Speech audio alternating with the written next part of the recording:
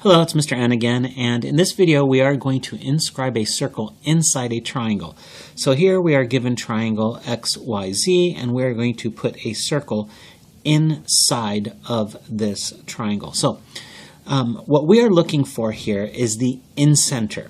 The incenter is the point where the angle bisectors intersect. So the incenter will help us construct this circle inside because we are finding that particular point where I will be equidistant from the sides of the triangle. So now, the first step we're going to do, and I've listed the steps here for you, is we are going to construct the angle bisectors from two of the vertices. And I'll go ahead and use angle vertice X and the vertice at angle Y.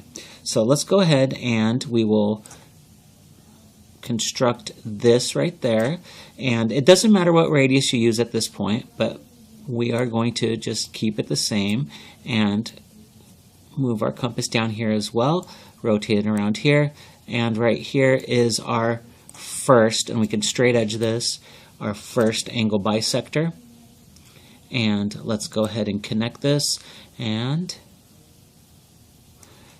if you are off with any of these just a little bit, your circle will go outside. It won't be perfect, so just be careful with this. This is a very delicate construction. Okay, so now let's go ahead and construct the second angle bisector. So again, it doesn't matter what radius you use. I'll use this one right here. It'll be the same as the one I had used before. In fact, watch, you can change it. It doesn't really matter.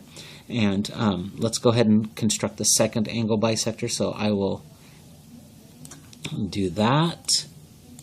And let me change the pen color a little bit so that we can know that this is our second one. And let's move to here. And there's one of the tick marks. Again, if you are not sure how to construct an angle bisector, there is a video on it. You can go ahead and look at that video to help you review on how to construct an angle bisector. And so we've got our second angle bisector. Let's go ahead and straight edge those 2 points. So I am going to connect it from X to there. Now I'm going to extend this out because what I'm looking for is the intersection of those 2 angle bisectors. I could draw a third one from the vertice at Z, this angle Z, and it'll intersect in the same spot, but I don't need to. So at this point now, we're almost done with the construction. Now I could eyeball this and come down here and try to find where it's perpendicular here, but instead we're going to do it exact. So instead of eyeballing and trying to do it that way, let's go ahead and construct at this point a perpendicular from this point of intersection, which we will label as point A, right there, to line XY. So to do that, I just need to place my pivot point right there. And again, it doesn't matter on the radius that you use at this point. We'll just go ahead and use the one I have shown here. Now again, if this is off by just a little bit, your construction will be off as well. So just be careful with that and know that this is very precise at this point.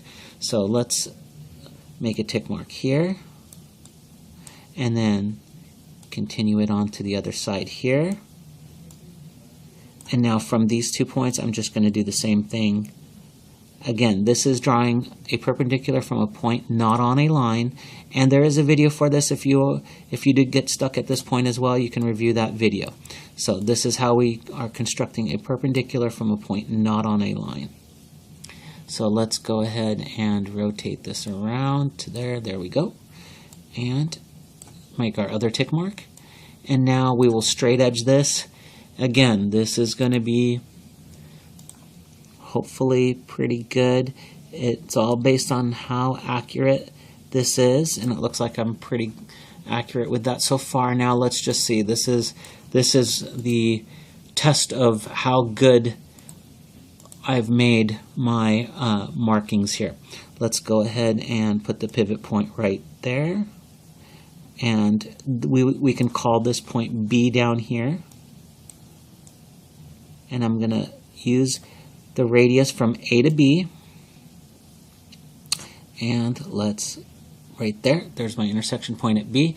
And again, let's see how accurate this is. And we will circumscribe inscribe our circle, and I was pretty good on this one. You notice that this is pretty close here, pretty close there, so it looks pretty good. So these are the steps. Again, if you need to try this, I would suggest trying it a couple times. This is a tough construction, so hopefully it helped you out, and happy constructing.